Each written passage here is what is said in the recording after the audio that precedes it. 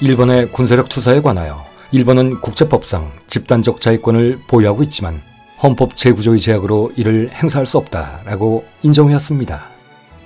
그러나 2014년 7월 1일 일본 극우를 다시 불러일으킨 아베 신조 내각은 일본의 존립이 위협받고 국민의 생명, 자유 및 행복 주권이 근본부터 뒤집히는 명백한 위협이 있을 때 한해 헌법상 집단적 자위권 행사를 허용한다는 가의 결정을 내린다라는 성명을 발표하며 평화헌법 제9조를 바꾸려는 시도를 시작했습니다.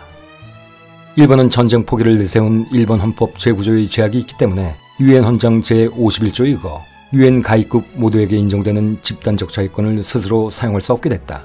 그러면 유사시 일본은 스스로를 지킬 수 없다는 말인가 라는 볼멘소리를 하면서 말입니다. 한국전쟁이 한창이던 1951년 9월 8일 일본은 미국 샌프란시스코에서 열린 회의에서 평화조약에 조인하고 이듬해 4월 28일 독립을 했습니다.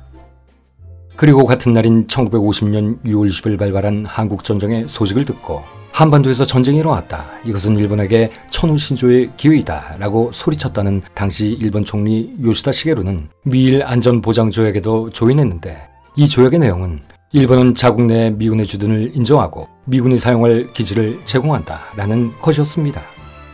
다시 말해 독립은 했다지만 일본은 미국 군대가 상시 주둔하는 반식민지 상태로 머물게 만든 것이죠.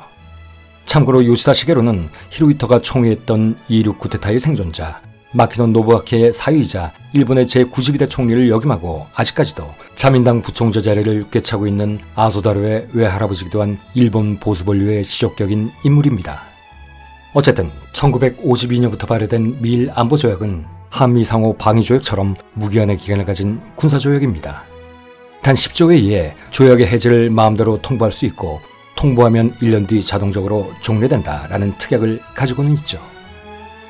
여튼 1954년 일본은 미일 안보조약을 근거로 군대 대신 일본의 방위만을 전담하는 자위대를 창설했습니다. 그러나 미일 안보조약 체결 당시 일본의 방위를 넘어 내란, 폭동의 진압 같은 혼란 상태에서도 미군이 임의로 출동할 수 있다는 지극히 내정간섭적인 독소조항이 있었기에 불평등하다는 반발이 생기자 1960년 조약을 한 차례 개정하게 됩니다. 이것이 바로 지금까지 유지되고 있는 암살당한 일본 총리 아베 신조의 외할아버지이자 A급 전범이었던 당시의 일본 총리 기시 노부스케와 드와이트 D 아이젠하워 대통령에 추진된 이른바 집단적 자위권을 명시한 새로운 미일 안보조약입니다. 기존 조약에 내란에 관해 미국이 개입한다는 조항을 삭제하는 조건으로 미국이 일본의 방위를 책임지는 대신 주일 미군에 대한 제3국의 공격에 대해서 일본 자위대는 주일 미군과 공동으로 대응한다 라는 내용을 첨가시킨 것이죠. 단지 미국에게 군사기지를 제공한다는 단순한 안보조약에서 유사시 미국과 일본이 공동 대응한다는 방어뿐만 아니라 유사시 방어를 위한 공격도 한다는 애매모호한 방위조약으로 변질시킨 것입니다. 물론 이를 수행하기 위해선 미국의 승인이 필요하지만 말이죠. 그렇다면 미국은 왜 1941년부터 4년 동안 큰 희생을 치르며 굴복시켰던 전무국가 일본을 공격이 가능한 군대를 보유한 국가로 다시 바꿔놨을까요? 그것은 여러분들도 잘 아시듯 역시 냉전 때문이었습니다. 1950년 한반도에서 전쟁이 일어나자 태평양 전쟁 때처럼 또다시 광대한 태평양을 건너 군수품을 전달하기가 난감했던 미국은 군수품을 생산하는 능력을 가지고 있던 일본을 동아시아의 전쟁기지로 활용할 생각을 하게 됐습니다. 그러다 1960년에 조약을 한 차례 개정한 후 방위력 구성에 커다란 변화가 생겼을 때 안전보장조약을 보다 쉽게 개정하기 위해 1978년부터 이른바 미일 가이드라인을 운영하게 되는데 미일 가이드라인은 처음 만들어지기 2년 전인 1976년 미국이 소련과의 경쟁, 베트남 전쟁 등으로 재정이 불안정해지자 제2차 세계대전 이후 근본주의를 기반으로 실시되고 있던 브레튼 우주협약을 무너뜨려 발생한 닉슨 쇼크, 그리고 이에 연동돼 시작된 석유 파동 등으로 국제 환경이 급격히 변하게 되자 차제의 일본 본토에 한정된 전수방위를 일본에 전당케 한다는 취지로 세운 전략이었습니다. 경제 이슈로 악화된 국내 여론을 잠재우려 기획된 대아시아 정책의 일환이었던 것이죠. 그런데 미국은 1997년에 와서 미일 안보조약의 범위를 한번 확대 개정했다가 집단적 자위권 개념을 도입한 2015년 4월 더 큰 폭으로 이를 또다시 수정합니다.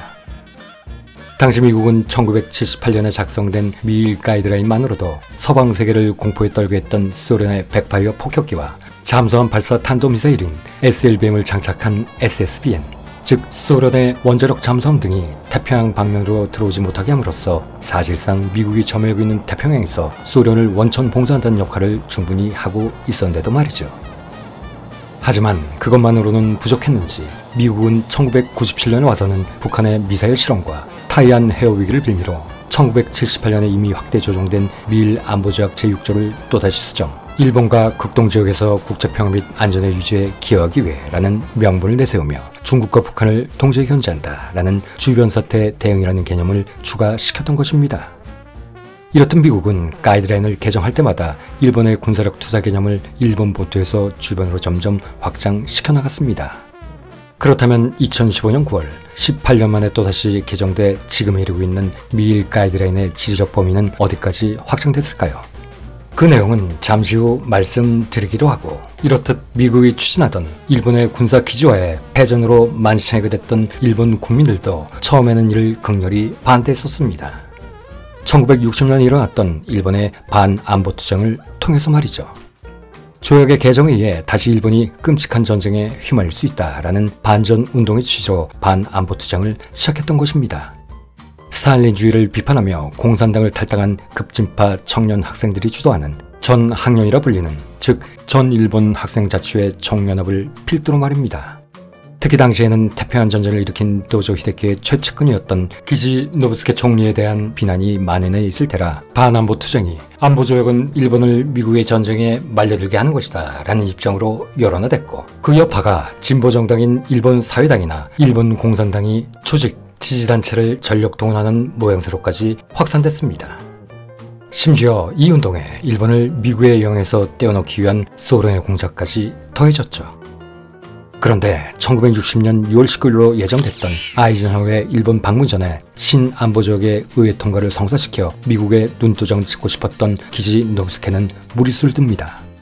A급 전범이었던 구구 정치깡패이자 마야광, 고다마 요시오와 만주통이었던 자민당 의원 하시모토 도미자부로를 통해 당시로서는 어마어마하게 큰 돈이었던 무려 8억엔, 미화 230만 달러의 자금으로 수만 명의 노름꾼, 사기꾼, 퇴역군, 우익 종교단체 회원과 야구자를 동원, 헬리콥터, 소형 항공기, 차량, 식료품, 자위대 소속의 의무병까지 지원해주며 시위대에 린치를 가하기 시작한 것입니다.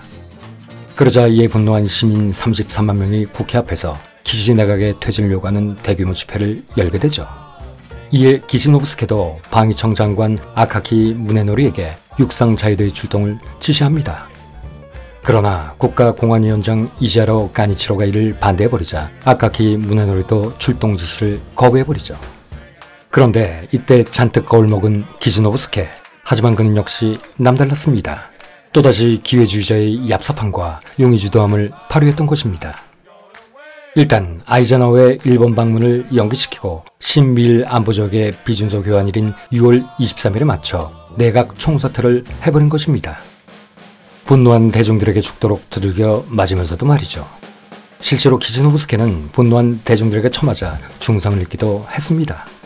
하지만 기지노부스케의 의도대로 조약은 일본 참여연의 결의가 나지 않은 채 6월 19일 자동 성립됐죠.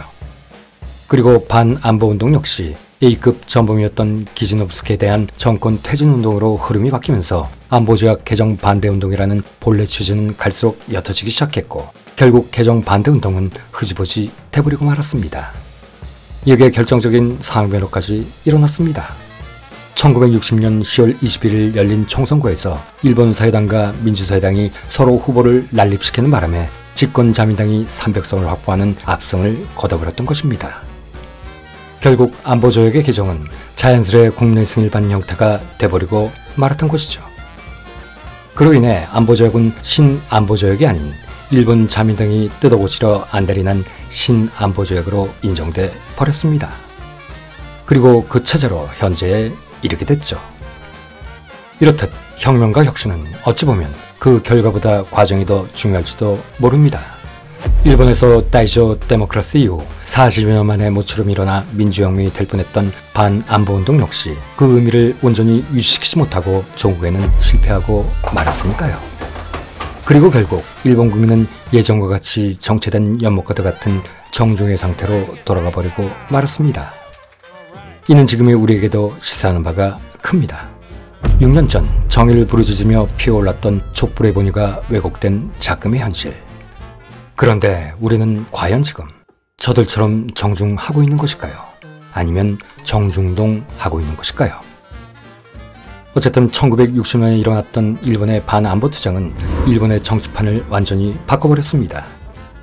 자신들이 추진했던 미일 안보동맹이 부정당하는 것을 지켜본 미국이 이때부터 일본의 진보 세력은 결코 자신의 국익에 부합되지 않다는 것을 깨닫고 일본의 보수 세력만이 자신의 파트너가 될 수 있다고 생각하게 된 것입니다.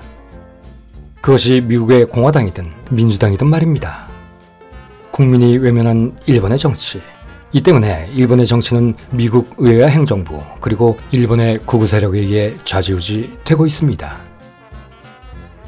이런 상황을 겪은 후 미국은 1960년에 개정된 신미일 안보조약에 기존에 없었던 내용을 보강시켰습니다.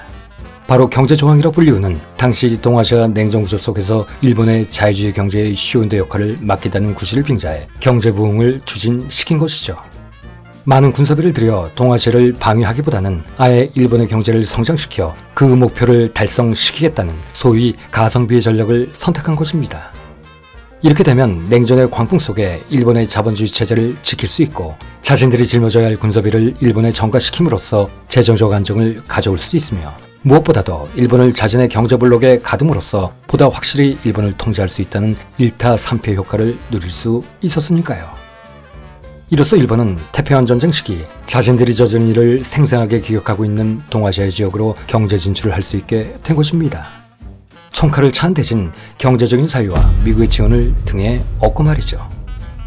이로써 미국의 이익을 위해 미국에 종속된 범태평양 경제블록이 탄생한 것입니다. 그런데 미국의 대아시아 전략은 여기서 끝나지 않았습니다. 이때 새로 맺은 미일 안보조약 제5조에 이미 언급한 바와 같이 일본의 통치권 하에 있는 영역에서 미일 어느 쪽이든 일방에 대한 무력 공격이 있을 때 양국은 이를 공통의 위험으로 간주, 공동 대처한다라는 조항까지 추가시킨 것이죠. 이렇게 미국과 일본은 자기들만의 집단적 자위권이라는 명분을 생성, 일본과 그 인근의 서태평양을 방위할 의무와 권리의 토대를 마련하게 된 것입니다. 사실상 헌법 제9조 집단적 자위권 불가라는 조항을 신미일 안보조약을 통해 조금씩 허물어뜨리기 시작한 것입니다. 일본은 지금도 마찬가지지만 1960년 당시에도 헌법 제9조가 있었기 때문에 국제적으로 독립적인 군사적 자율성은 부여받지 못한 상태였습니다. 그러기에 마치 법률 개정이 안 되면 시행령 개정이라는 꼼수를 쓰듯 평화헌법을 비껴갈 수 있는 미일 안보조약을 이용하기 시작한 것입니다. 물론 이 모든 것들은 미국의 이익에 귀결돼 있었죠. 그런데 일본과 미국의 미일 안보조약의 개정에 따른 일본의 군사력 투사 범위는 여기에 그치지 않았습니다. 앞서 언급한 바와 같이 2014년 7월 아베 신조 내각은 부분적이긴 하지만 헌법에 대한 다른 해석, 즉 국내 생명, 자유 및 행복의 추구라는 명분을 이용하여 좀 더 공격적인 자위권 행사까지 가능하게 했습니다. 그리고 마침내 2015년 9월 아시아 태평양 지역 및 이를 넘어선 지역의 평화, 안전, 안정 및 경제 번영의 기반을 제공하기 위해 자위권의 범위를 확대한다라며 2014년 7월의 성명을 더욱 확실히 굳히기 위해 또다시 미국의 묵인 아래 자신들의 군사력 운영 범위와 대상을 아예 전 세계로 확대시켜버렸죠. 여기서부터 우리가 2015년 9월의 성명을 일본군의 전세계 진출하라고 규정한 것은 이 성명에 아시아 태평양 지역 및 이를 넘어선 지역에 라는 내용이 들어있기 때문이기도 하지만 작금의 세계 정세로 봤을 때 지금은 국가 대 국가의 전쟁보다 테러에 대한 위협이 더 커졌으므로 군사력 투사 대상 지역의 제한이 사실상 없어졌다고 볼 수밖에 없기 때문입니다. 한반도를 포함한 일본 주변에 전쟁이 준한 사태가 발생했을 때 2015년 9월의 성명 이전만 하더라도 일본은 실병력의 파견은 물론 미군에 대해 물품을 대여하고 미군 병력과 장비를 수송한 등의 행위조차도 헌법을 위반하는 것이었습니다. 헌법이 개정되지 않았기에 포괄적인 집단적 자위권 수행은 근본적으로 금지되기 때문에 말이죠.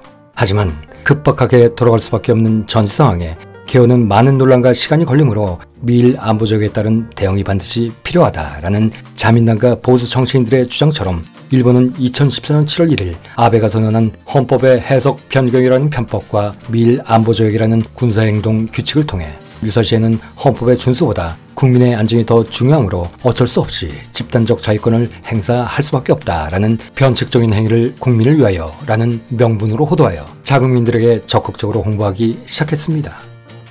어쨌든 지금까지 평화헌법을 빗겨가는 트랙으로 활용돼 꾸역꾸역 바뀌고 있는 미일 안보조약의 변경된 조문과 헌법 조문의 취지를 달리 해석해 만든 보수내각의 방위 개념을 종합해보면 일본은 일본을 직접 공격하지 않은 국가에 대해서도 미국과 공동으로 공격한다면 가능하다라는 미일 안보조약의 단서를 활용 자신의 영토의 지역에서도 군사행동을 하는 것이 가능해졌다고 주장하는 것입니다. 반격 능력 보유라는 얼토당토 아니한 반헌법적 개념을 내세워서 말이죠. 그리고 결국 이는 일본이 군사동맹의 세계에 발을 내밀고 다시 군사도발을 하겠다는 의지를 갖게 만들었습니다. 한반도는 물론 전 세계를 향한 일본의 군사 개입의 길이 열려버린 것이죠. 이에 우리는 80여 년 전 독일, 일본, 이탈리아가 맺은 삼국 군사동맹과 미일 안보조약을 비교해볼 필요가 있습니다. 당시 삼국동맹의 제1조에는 일본은 독일 및 이탈리아의 유럽에서의 신질서 건설에 관한 지도적 위치를 인정하며 이를 존중한다 라고 되어 있고, 제2조에는 독일 및 이탈리아는 일본의 대동아에서의 신질서 건설에 관한 지도적 지위를 인정하며 이를 존중한다 라고 쓰여 있습니다. 그런데 지금의 미일 안보조약의 제6조에도 일본의 안전에 기여하며 또한 극동지역, 즉 필리핀 이북 및 일본, 그리고 그 주변 지역으로 한국 및 대만의 지배하에 있는 지역에서 국제평화 및 안전의 유지에 기여하기 위해 일본은 자위권을 행사할 수 있다라며 자위권을 기존의 일본 본토보다 넓게 표시하고 있습니다. 방금 언급했듯 미일 안보조약을 지렛대로 국내에 우호적인 여론을 조성하고 대외적으로는 미일 동맹을 강화하여 중국을 견제하고 새로운 동아시아의 질서를 창출하겠다라는 명분을 내세워 미국을 뒷배로 전쟁을 금지하는 평화헌법 개정을 실현하려는 것입니다. 일본을 정복한 미국이 일본을 길들이기 위해 만든 평화헌법을 미국을 활용해 개정하겠다는 웃지 못할 아이러니가 벌어지고 있는 것이죠. 이렇듯 동맹이라는 것은 현재의 국익을 위해서라면 눈 하나 깜짝하지 않고 해치울 수 있는 일상적인 감각 영역을 넘어서는 사이키델릭한 현상, 아니 그 이상의 행위로 실현되고 있는 것입니다. 여기에 일본은 한 발 더 나아가 1902년 체결된 일본 역사에 가장 큰 의미를 지닌 군사동맹인 영인동맹을 재현시키려는 듯 지금 영국과의 군사동맹까지 추진하고 있습니다. 마치 러일 전쟁의 전후의 정세와도 똑같이 말입니다. 영국은 러일 전쟁 당시 러시아를 견제하듯 미국의 빌부터 중국과 러시아를 견제할 것이고, 미국은 조선을 일본에 넘겨줬던 가스라 태프튼 비락과도 같은 또 다른 꿍꿍이를 기획하고 있는지는 아무도 모르는 일이니 말입니다. 물론 그 당시와 지금을 단순 비교하는 것은 무리일 수도 있습니다. 하지만 70년 동맹인 미국이라 할지라도 우리는 단지 미국을 피를 나누는 동맹으로서만 바라볼 수는 없습니다.